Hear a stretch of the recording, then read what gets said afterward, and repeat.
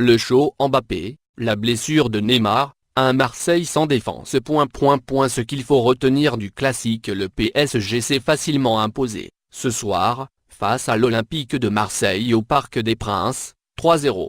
Voici ce qu'il faudra en retenir. Le mauvais choix de Rudy Garcia. On ne pourra pas dire que Rudy Garcia a donné ce soir une leçon de coaching. Bien au contraire. Et le technicien marseillais est sans doute responsable de la première période critique de ses joueurs. En cause ? Son choix de ne pas titulariser d'entrée Morgan Sanson, mais d'aligner Lucas Ocampo. Ce dernier, qui offre certes une plus grande sécurité sur le repli défensif, a multiplié les mauvais gestes et les mauvais choix. Il aurait même pu être expulsé après 20 minutes pour une semelle sur Daniel Alves. Bien conscient de son erreur, Garcia a finalement sorti Ocampo pour lancer Sanson à la 38e minute.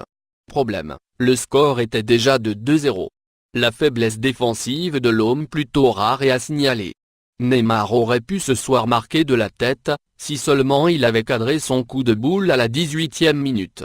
Un geste pas si anodin, surtout quand on sait que le Brésilien est passé devant le latéral marseillais, Saké, sans la moindre difficulté.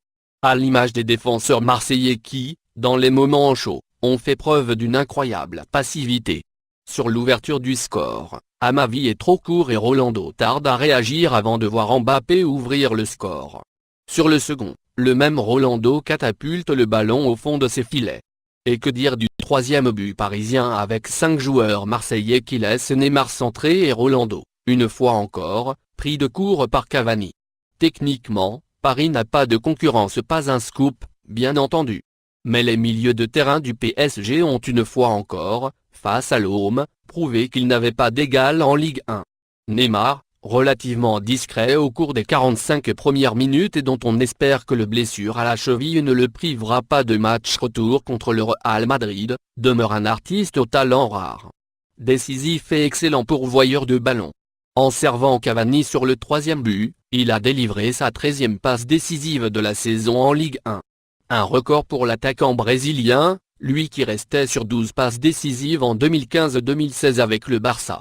Quant à Lo Celso, Diarra et Rabiot, ils jouent tous juste. Et sans aucun déchet. Saisissant de constater à quel point Payet et Thauvin, si précieux depuis le début de saison, n'ont pas pu tenir la comparaison. Le PSG est désormais armé pour batailler en Ligue des Champions. En Ligue 1, la différence est faite. Et depuis des lustres. Un Kylian Mbappé de gala. Paradoxalement, il a quitté la pelouse avec une triste mine. Et pour cause, Kylian Mbappé n'a que moyennement apprécié d'être sorti par son entraîneur à la 61e minute. Reste une évidence, Mbappé a réalisé ce soir une très solide prestation. Un but, des gestes de génie, Jordan Amavi s'en souviendra, il est devenu le premier joueur de moins de 20 ans à marquer 25 buts en L1 sur les 40 dernières saisons.